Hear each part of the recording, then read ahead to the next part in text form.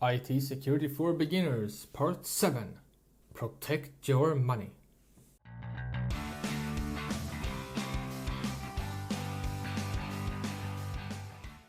You have probably seen headlines in the newspapers about how fraudsters drain credit cards or how hackers hacks into your bank and drain all of your savings.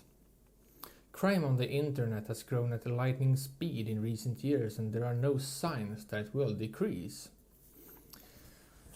It can be said that this type of crime has replaced traditional robbery and theft. For many criminals, this type of crime has proven to be more profitable. It can be a mystery for regular users to understand how their accounts get drained. So how do digital frauds work? What can you do to protect yourself? To be able to answer that, I will go through the most common types of cybercrime. They actually look completely different if it's aimed at your credit card or your internet bank. For those who try to steal money from individuals online, internet banks is the best goal.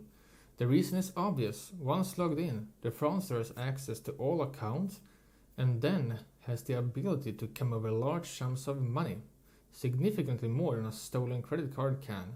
A credit card just connected to the owner's main salary account. Through the internet bank, they can send tens of thousands of dollars into a foreign account, and now it is easier for you to understand why the internet banks are the main target by fraudsters.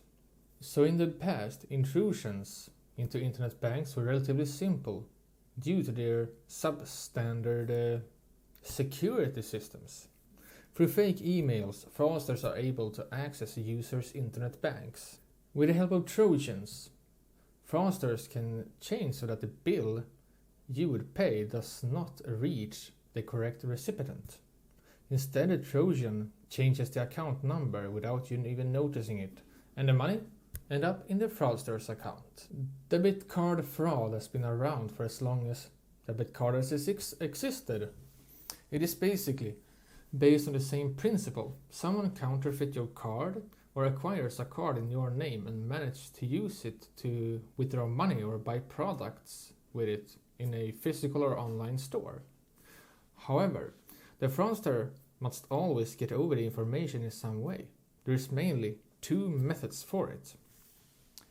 And the first one is by reading the card's magnetic strip, which is better known as skimming. And two, they get over a large database with card numbers from, example, an online store. So you have probably heard of skimming. That's what it's called when criminals mount equipment to an ATM that copies card numbers from all cards that passes through the ATM. Such machines are both cheap and easy to use. When it has been sitting up for a day, they are full of copied card details. Then the person who set it up can return and take the equipment with them in peace to later put the card numbers on a blank card or sell it online on, for example, the dark web. The more advanced ones are not only satisfied with your card number, but they also snatch up your PIN code thanks to a small camera that they mount on the top of the ATM. But it is not only ordinary ATMs that are skimmed, but also ATMs at gas stations and ticket machines. Most of the time, the skimming equipment is discreetly designed to look like they are a part of the ATM, but it can be easy to expose because it is only temporarily mounted and can sit loose. If it looks suspicious, there is an easy way to find out if such equipment is mounted on the ATM. Pull a little on the piece that sits around the slot of the card. If it were the fraudster's equipment sitting there, it would come loose without any major effort. So another reason why skimming has decreased is that it is relatively inefficient compared to hacking the company who handles the payments for the online store. If such a company gets hacked, there is a risk that the credit card number will leak, and in gigantic quantities. For example, the American company TGX was hit by an intrusion where no less than 90 million credit card numbers leaked. As an individual customer, it is difficult to protect yourself against card theft because that is the company's security which fails and leaves open for a hacker to get over the data. So think twice before you're using your real credit card number on an online store. You can protect yourself using virtual credit cards. That is basically that you have no physical card. You just go into a website, create an account, create a virtual card, and you transfer money to it from your bank. And the most well-known services for it is Skrill and privacy.com, and links to them will be in the video description. So as I already mentioned, many online stores simply outsource the handling of credit cards to specialized companies.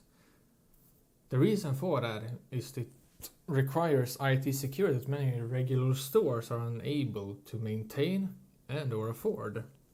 When you shop at an online store and it's time to pay, you are forwarded to the middleman, which are the company who handles the payments. In practice, it means that an online store never sees your card number. The store just gets a message that the payment is approved and they send the item to you. So examples for those middlemen are PayX, Dibs and PayPal. In principle, this is positive because small businesses cannot have the same resources to secure their systems as larger companies. So if you have been skimmed, hacked, lost money through fraud, you should contact your bank as soon as possible and file a report to the police. In some cases, the bank may return your money if you have been subjected to skimming or a hacker. So what are your tips for not getting robbed on your money online? Shout in the comments down below, I would love to hear them. And that's it for this time. I hope you enjoyed it and maybe learned something from this. If you have, make sure to leave a like on this video and don't forget to subscribe so you don't miss any future videos.